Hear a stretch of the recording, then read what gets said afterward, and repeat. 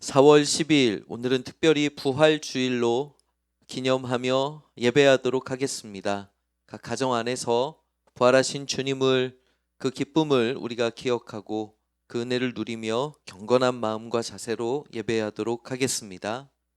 우리 다 같이 사도신경으로 우리의 신앙을 고백하겠습니다. 나는 전능하신 아버지 하나님, 천지의 창조주를 믿습니다. 나는 그의 유일하신 아들 우리 주 예수 그리스도를 믿습니다.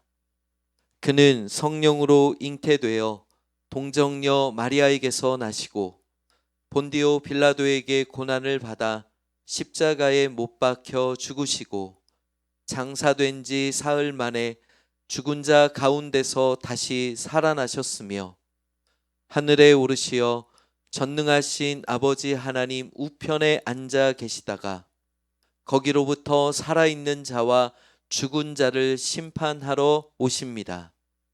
나는 성령을 믿으며 거룩한 공교회와 성도의 교제와 죄를 용서받는 것과 몸의 부활과 영생을 믿습니다.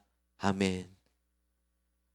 다 같이 찬송 167장, 통일 찬송 157장 즐겁도다 이날 함께 찬송하시겠습니다. 1절과 2절을 찬송하신 후에 간주가 있으니까 참고하시고 함께 찬송하겠습니다.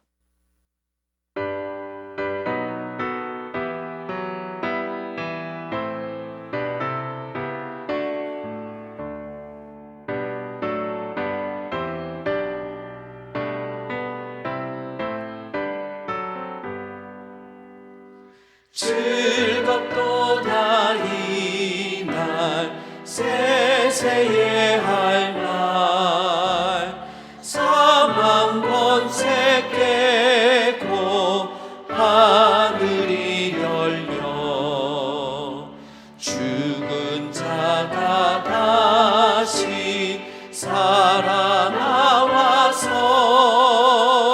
생명의 주 예수 찬송하도다. 즐겁도다 이날 세세에 할 날 사망 권세 깨고 승리하셨네. 부활하신 주님 나타나시니 천지 만물 모두 새 옷 입었네. 꽃은 만발하고 잎이 우거져 승리하신 주를 찬송하도다. 즐겁도다 이날 세세에 할 날 사망 권세 깨고 승리하셨네.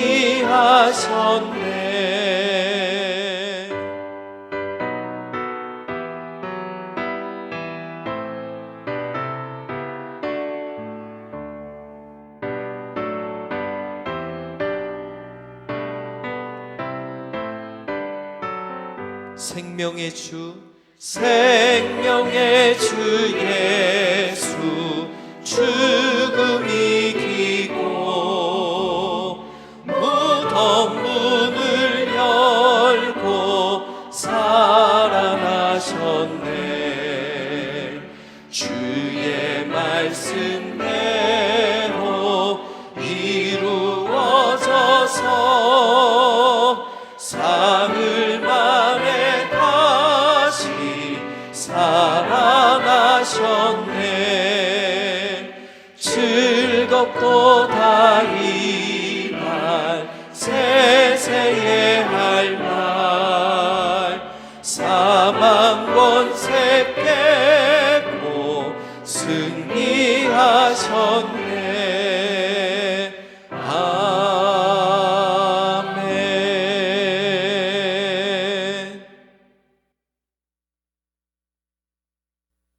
우리 이 시간 다 같이 기도하시겠습니다. 오늘은 제가 대표로 기도하도록 하겠습니다.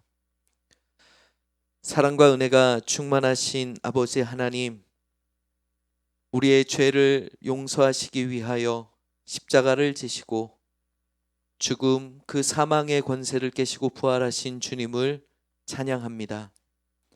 특별히 부활 주일을 맞이하여 사랑하는 성도들의 삶과 또 코로나19로 고통받고 있는 전 세계를 하나님 위로하여 주시고 부활의 기쁨 회복하며 하나님께 영광 돌릴 수 있는 그러한 은혜를 허락하여 주시옵소서. 특별히 이 시간 우리가 서로 떨어져 예배할 수밖에 없지만 부활하신 주님, 사랑하는 성도들의 가정과 그 삶에도 함께 동행하여 주시고 임재하여 주셔서 하나님의 영광을 높여드리기에 부족하지 않도록 하나님 축복하여 주시옵소서. 이 시간 말씀을 전하고 듣습니다. 나는 부활이요 생명이니 우리에게 그 기쁨의 소식을 허락하신 그 하나님의 음성에 귀 기울이며 우리의 삶에도 죽음을 두려워하지 않고 영원한 생명을 소망하는 성도의 참된 복을 누릴 수 있도록 주의 음성에 귀 기울이게 하여 주시옵소서. 다시 한번 이 예배를 통하여 오직 하나님만 영광 받으시기를 간절히 소원하며 살아계신 예수 그리스도의 이름으로 간절히 기도드리옵나이다. 이 시간 하나님 말씀은 요한복음 11장 25절부터 26절까지 대하도록 하겠습니다. 제가 가지고 있는 성경은 신약 164면 즈음에 있습니다. 요한복음 11장 25절부터 26절까지의 말씀 함께 대하도록 하겠습니다. 제가 봉독하겠습니다. 예수께서 이르시되 나는 부활이요 생명이니 나를 믿는 자는 죽어도 살겠고 무릇 살아서 나를 믿는 자는 영원히 죽지 아니하리니 이것을 내가 믿느냐. 오늘 설교의 제목은 나는 부활이요 생명이니입니다. 오늘 예수님께서 말씀하신 본문의 내용을 쫓아 설교의 제목을 삼았습니다. 오늘은 부활주일입니다. 여러분, 부활주일은 예수님께서 부활하신 것을 우리가 기념하며 주목하는 주일이죠. 이 부활주일이 이렇게 정돈된 것은 325년 니케아 종교회의를 통해서 정돈이 되었습니다. 니케아 회의를 통해서 매년 춘분 후 첫 만월이 온 후 첫 번째 다가오는 주일을 부활절로 그 날짜를 정하기로 했습니다. 좀 헷갈리죠? 매년 춘분, 우리 절기상 춘분이 있죠. 춘분이 지나고 나서 첫 번째 만월, 보름달이 뜨고 그리고 나서 다가오는 첫 번째 주일이 부활절이라는 거예요. 올해로 적용해 보면 2020년 춘분은 3월 20일이었습니다. 3월 20일이 춘분이었고요. 그로부터 만월, 그러니까 보름달이 뜨게 된 것은 4월 7일쯤입니다. 그 이후 첫 번째 다가오는 주일이 바로 오늘 4월 12일 주일입니다. 그래서 오늘을 우리가 부활주일로 지킵니다.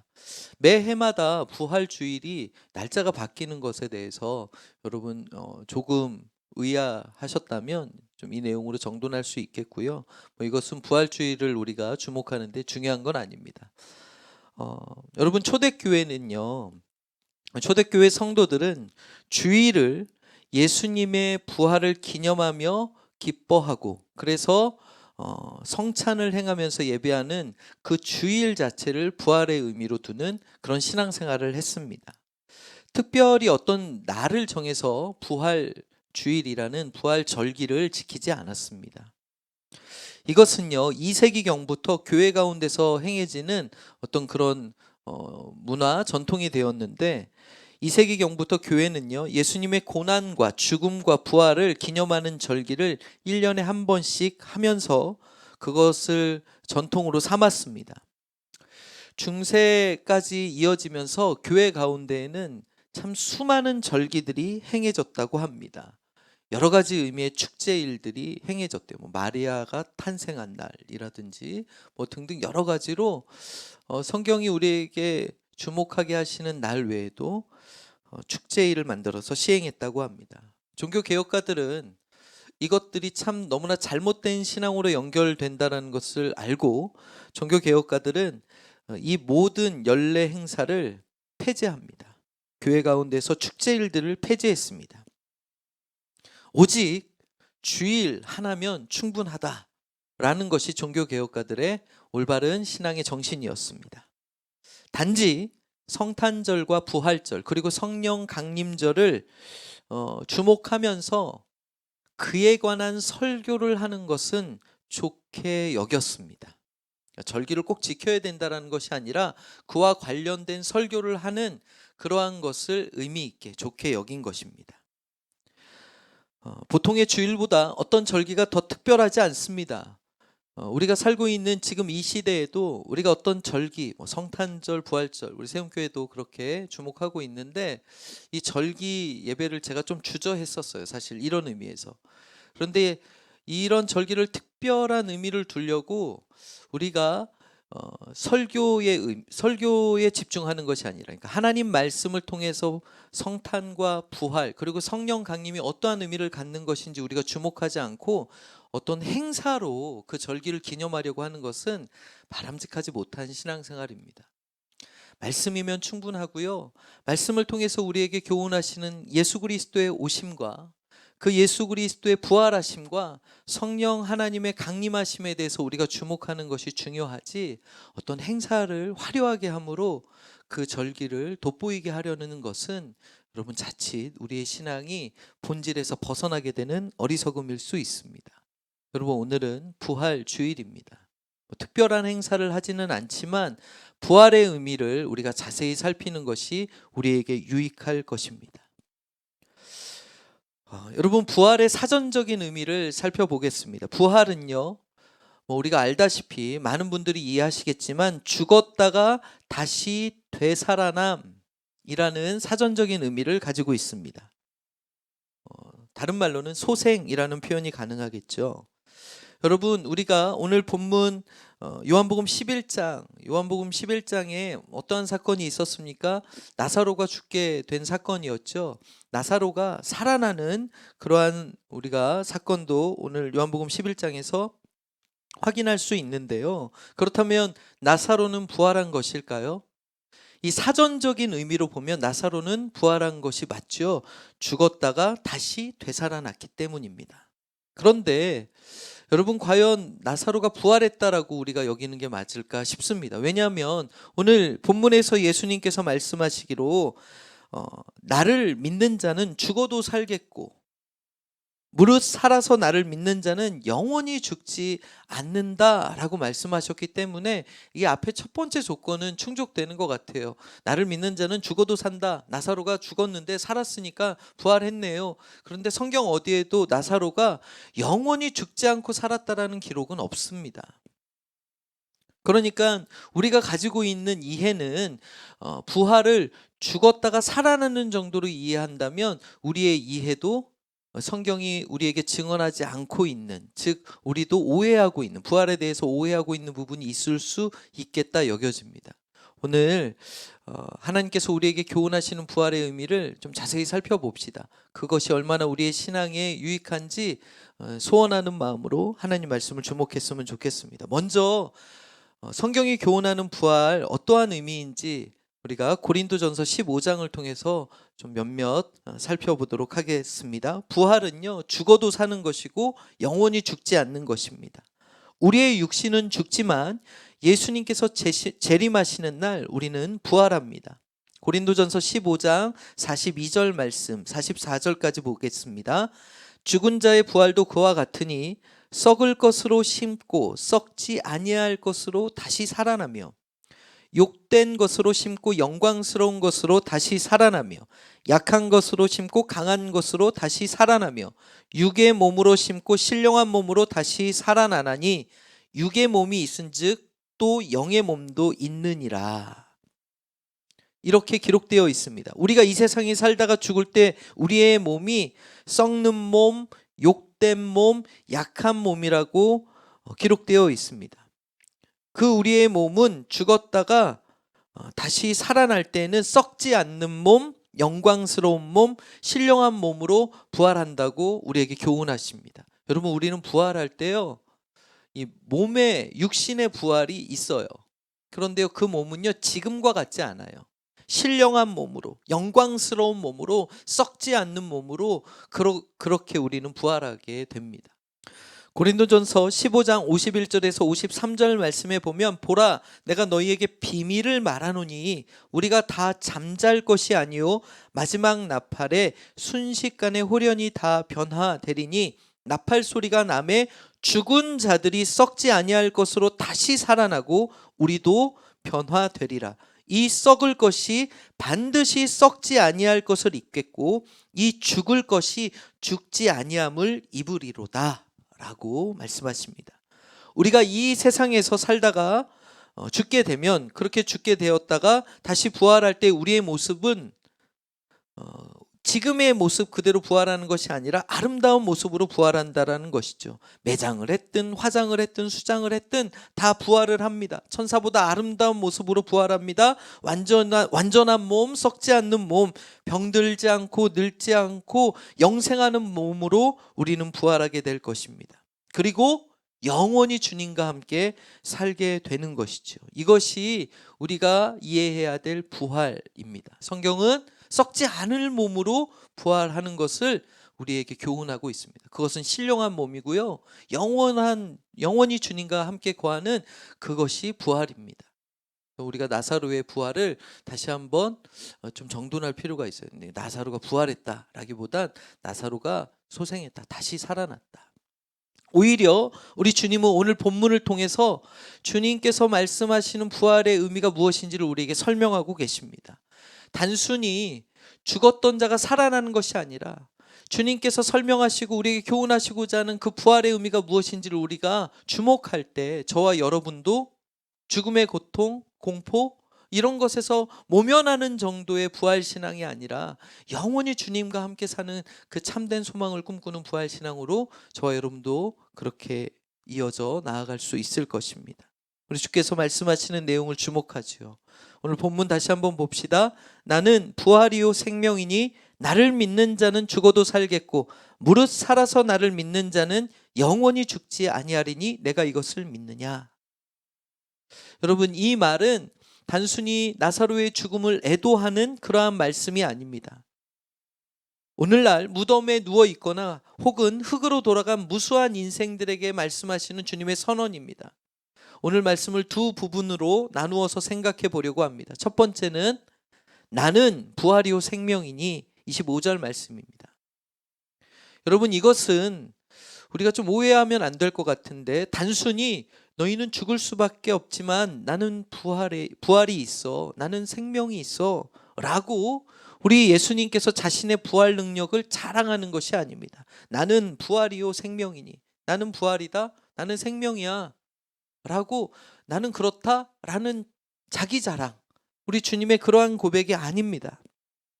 그래서 이 말씀을 듣는 우리로 하여금, 죽을 수밖에 없는 우리로 하여금 부활하시고 생명이신 주님을 부러워하라고 자랑하듯 말씀하시는 게 아니라는 것이죠.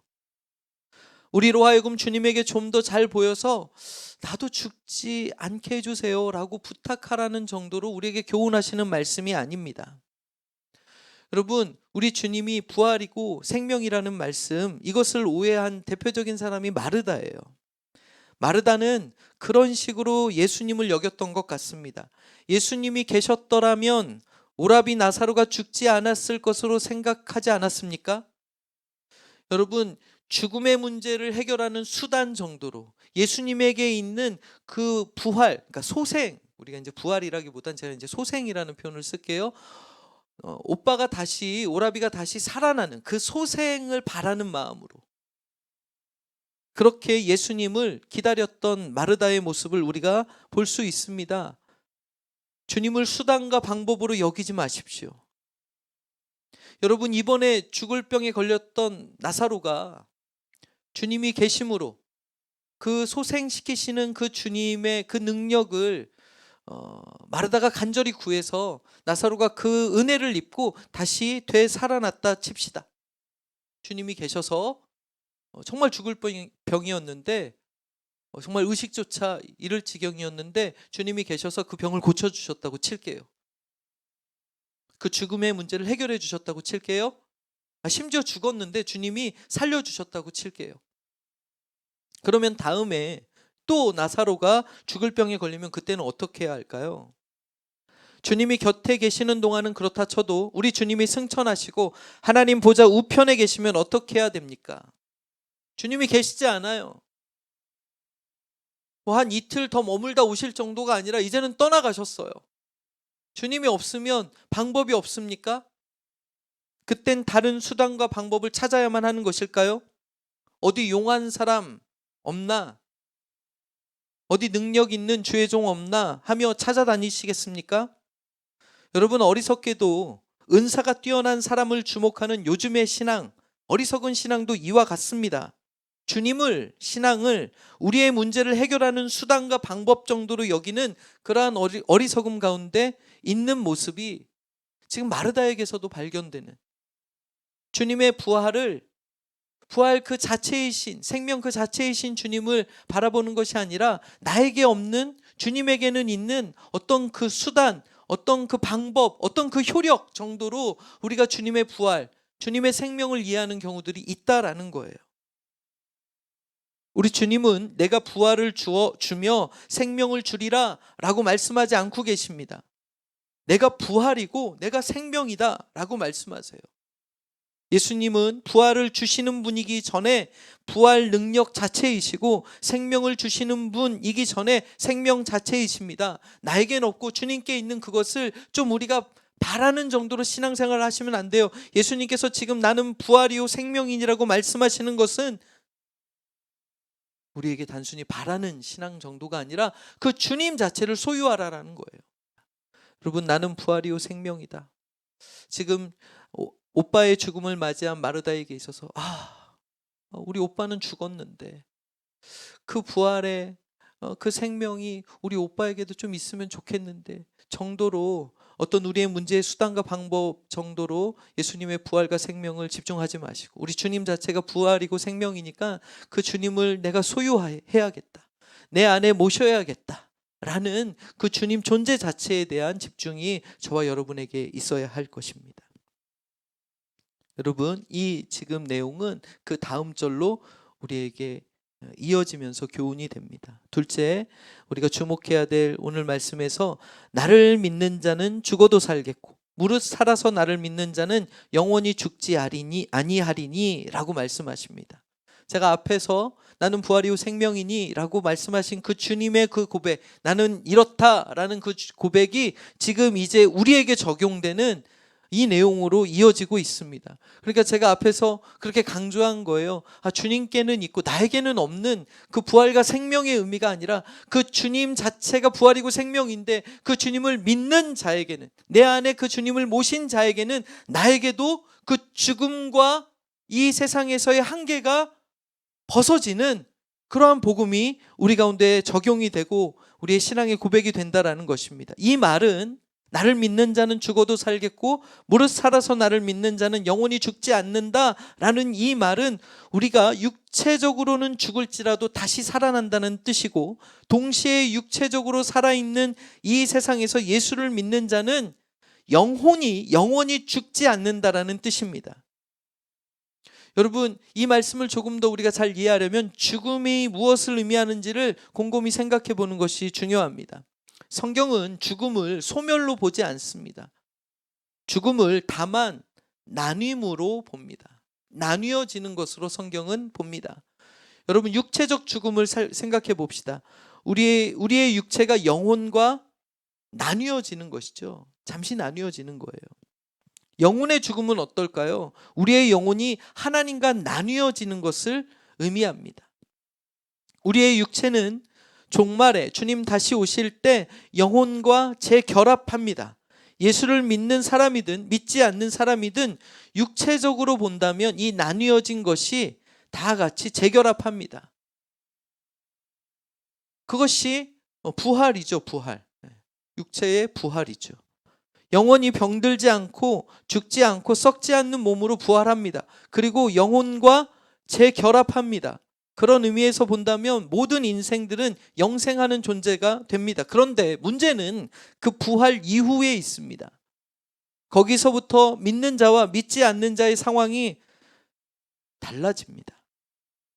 예수를 믿고 예수 안에 있는 사람은, 부활이요 생명이신 예수 그리스도를 그 안에 모신 사람은 하나님과 함께 살게 되고, 예수 밖에 있는 사람들은 하나님과 영원히 나뉘어진 채로 있게 됩니다. 하나님과 함께 사는 것을 영생이라고 하는 거예요. 하나님과 영원히 결별하는 것을 성경은 둘째 사망 혹은 영적인 사망이라고 부릅니다. 이 영적 사망자들이 사는 곳이 바로 지옥입니다. 주님과 영원히 함께 사는 것, 그것이 천국이고, 주님과 나뉘어진 채로 상관없이 머물러 있는 곳이 지옥이에요. 지옥은 단순히 고통스러운 곳, 천국은 단순히 화려한 곳, 이런 곳이 아니에요. 여러분, 영생의 의미는 주님과 함께 하는 곳이에요. 그곳이 천국이에요. 주님의 다스림에 우리는 즐거이 순종하게 되고, 그 영광스러운 부활체로 신령한 몸으로 하나님과 영원히 거하는, 여러분, 그곳이 천국이에요. 지옥이란 어떤 곳입니까? 바로 하나님을 떠난 자들이 사는 곳이고요, 하나님이 상관하지 않으시고 버려두신 곳이 바로 지옥입니다. 오늘 우리가 이 땅에 사는 동안에도 하나님을 떠난 사람들의 삶은 결국 지옥의 삶입니다. 하나님이 없는 영혼이 지옥입니다. 하나님이 없는 가정이 지옥입니다. 하나님이 없는 교회가 지옥입니다. 하나님이 없는 사회가 바로 지옥입니다. 그렇기 때문에 지옥에 가려고 특별히 노력할 필요가 없습니다. 그냥 가만히 하나님 없이 사는 이 세상의 삶을 이어가면 지옥으로 갑니다. 그렇지만 주 안에 있으면 영적으로 사는 것입니다. 육체의 죽음과 상관없이 영혼이 살아있게 되는 것입니다. 그러므로 주님의 말씀 중에 중요한 것은, 오늘 말씀에서 우리에게 교훈하시는 주님의 말씀 중에 중요한 것은 부활이 아니라 영생입니다.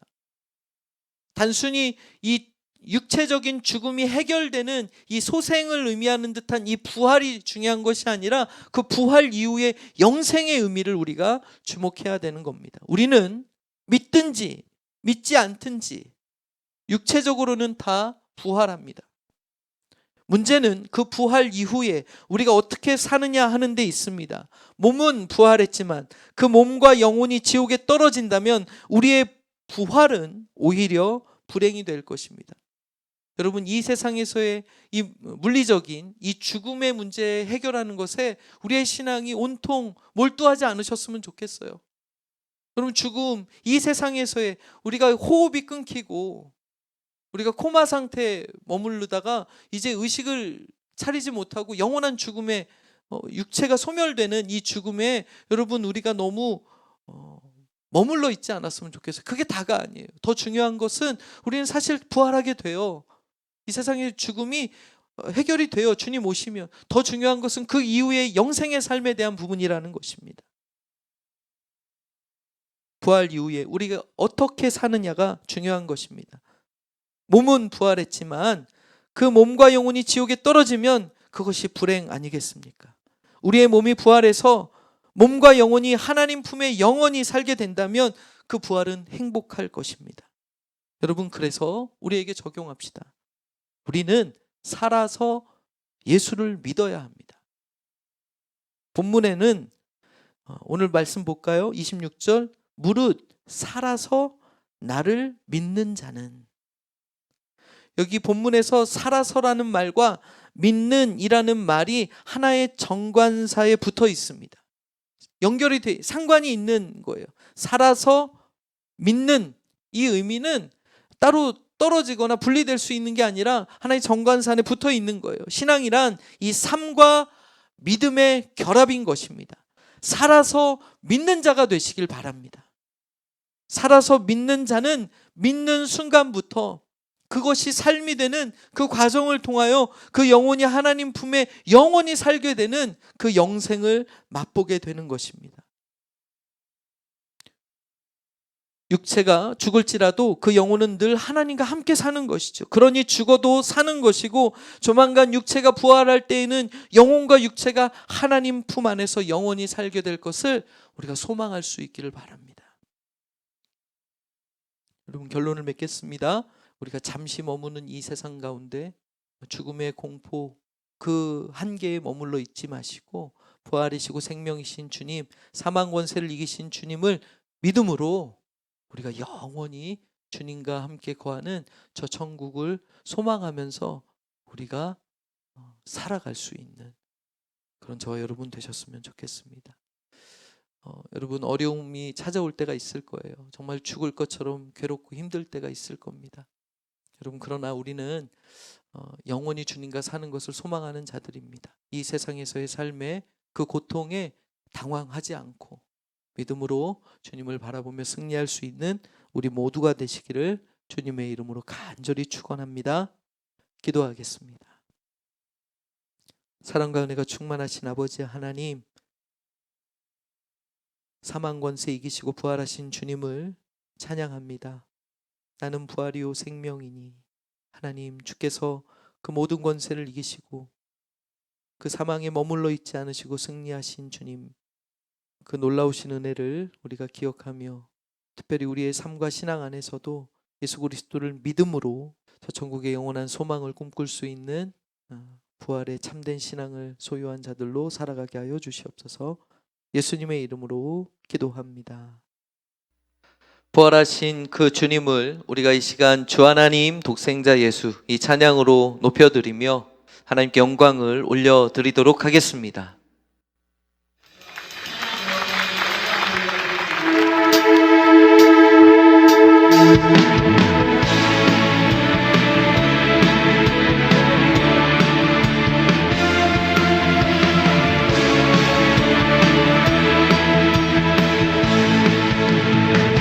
주 하나님 독생자 예수 날 위하여 오시었네. 내 모든 죄 용서하시고 죽음에서 부활하신 나의 구세주, 살아계신 주, 나의 참된 소망, 걱정 의심 전혀 없네. 사랑의 주내 갈 길 인도하니 내 모든 삶의 기쁨 늘 충만하네. 주 안에서 거듭난 생명 도우시는 주의 사랑, 참 기쁨과 확신 가지고 예수님의 도우심을 믿으며 살기, 살아계신 주, 나의 참된 소망, 걱정 의심 전혀 없네. 사랑의 주내 갈 길 인도하니 내 모든 삶의 기쁨 늘 충만하네.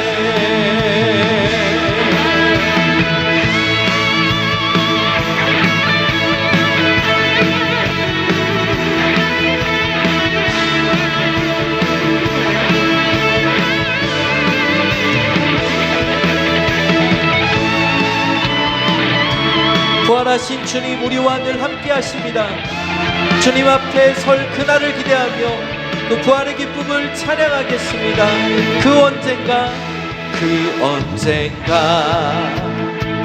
주 뵐 때까지 주를 위해 싸우리라.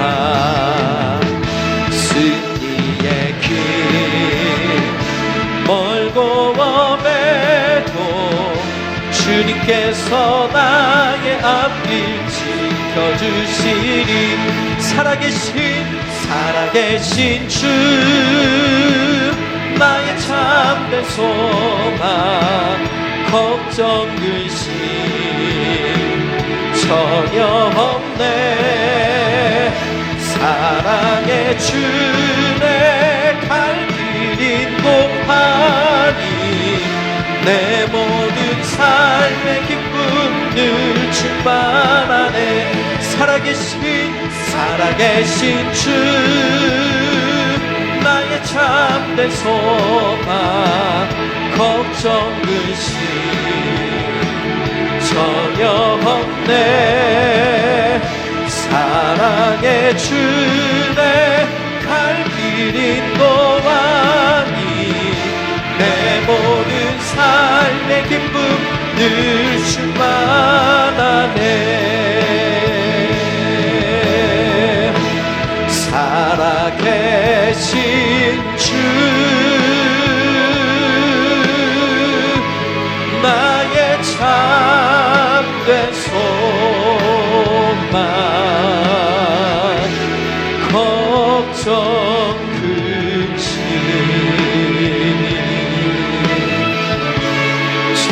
전혀 없네.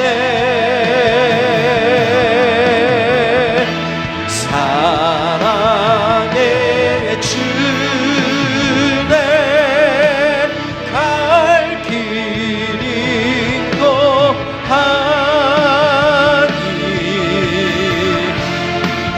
내 모든 삶의 기쁨 늘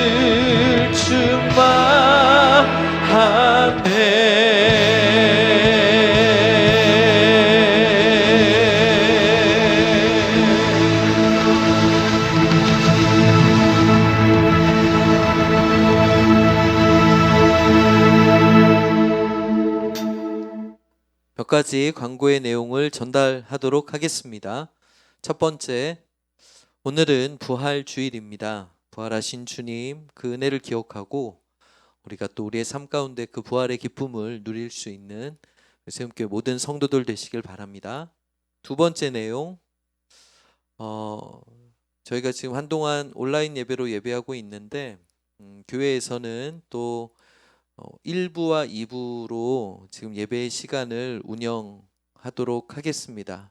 오늘부터 1부는 오전 11시, 2부는 오후 2시로 그렇게 나눠서 예배하는데 20명 미만으로 예배에 참석을 하려고 현재 그렇게 신청을 받아서 진행하고 있죠. 교회를 방문하실 때 마스크 착용 꼭 하시고 예배 자리에서는 2m 정도씩 거리를 유지하면서 우리가 예배하도록 하겠습니다. 네, 참고하시고요. 가정에서 예배하시는 분들도 속히 함께 모여서 예배할 수 있기를 소원합니다. 다음이요.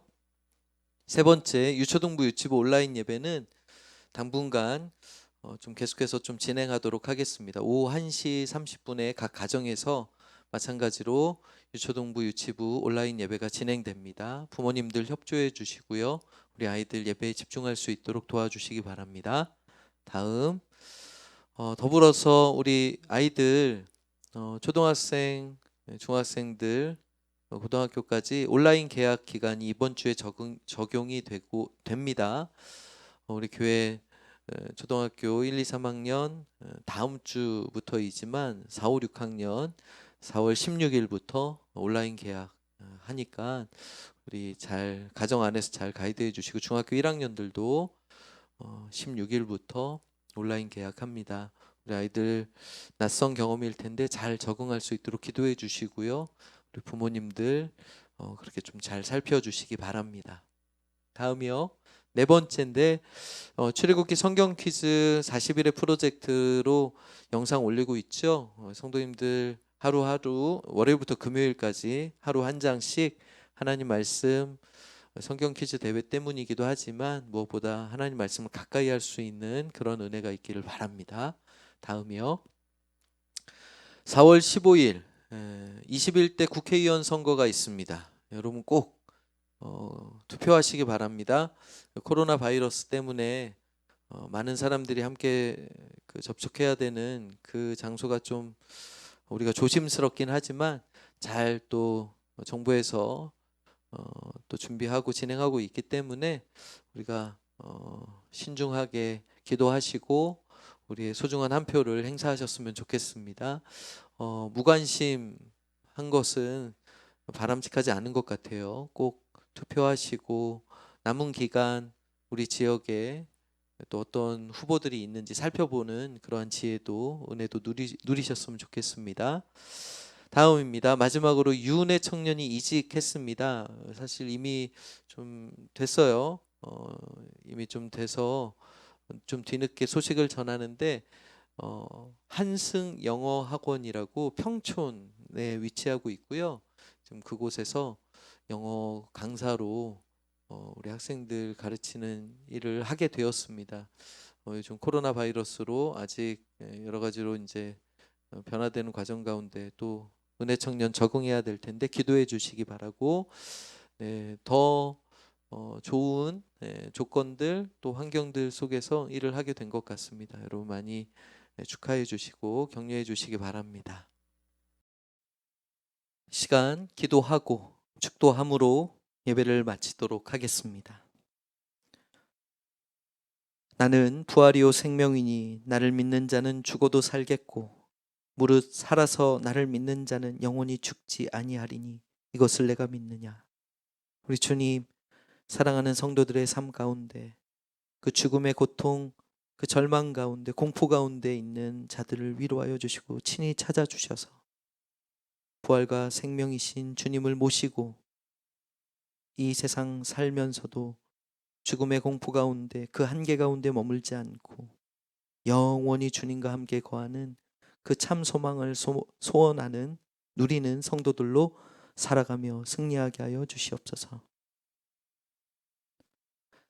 이제는 우리 주 예수 그리스도의 은혜와 하나님 아버지의 무한하신 사랑하심과 성령 하나님의 감화 감동 교통 역사하심의 놀라우신 사랑이 우리를 위하여 사망 권세를 이기시고 부활하신 주님과 함께 영원히 살기를 소원하는 사랑하는 성도들의 그 삶과 신앙의 고백 위에 이제로부터 영원토록 함께 있을지어다.